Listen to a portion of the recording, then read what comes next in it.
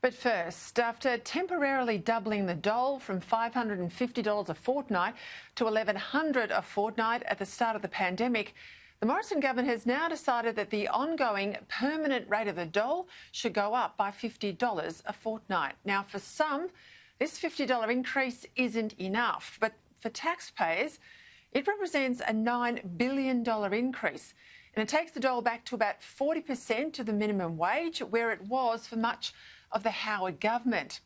Even for those picking up $1,100 a fortnight to stay at home over this pandemic with no requirement to look for a job or meet any of the other conditions of the mutual obligation system, they're likely to be unhappy too, given it's a big cut to where they've just been.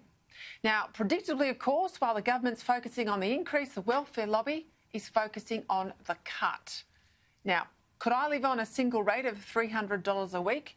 No, I couldn't. Very few of us could.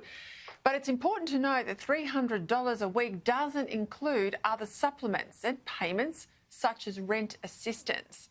Of course, let's never forget the dole is not supposed to be a living wage. The minimum wage is meant to be a living wage, and the dole's purpose instead is as an income supplement to tide us over between jobs. This is where the welfare lobby gets it badly wrong. No one who is capable of work should expect to live off the taxpayer.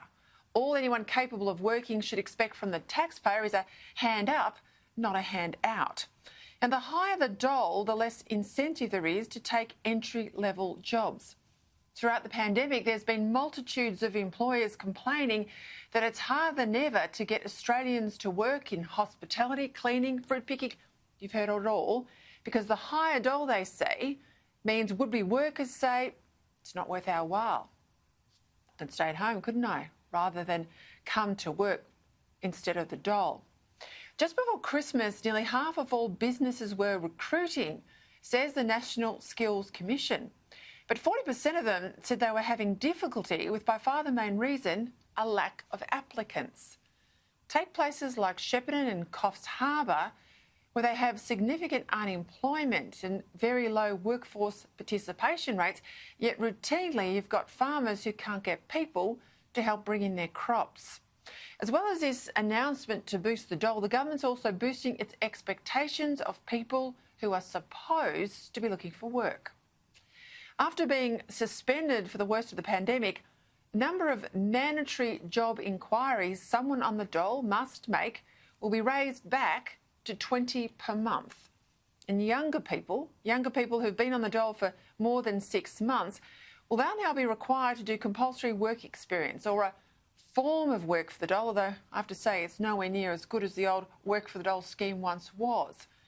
The challenge, of course, for the Minister, Michaelia Cash, will be making sure these requirements are actually enforced. Enforced by a bureaucracy that's better at making payments than encouraging effort. Of course, in a country like Australia, no one should be left destitute. The challenge is getting the balance right between giving people the fair go they deserve and fostering the have-a-go spirit our country needs now more than ever. Despite the economic rebound from easing lockdowns, about 8% of the working age of Australians are on unemployment benefits and another 7% or so are on disability and other pensions. That's about 2 million working age people who are not working or not working very much. My worry is that the pandemic has made us more cautious, less brave, more dependent on government and less self-reliant. All at a time, you've heard me say this before, when that's exactly the opposite of where we need to be as China ramps up the economic and strategic pressure.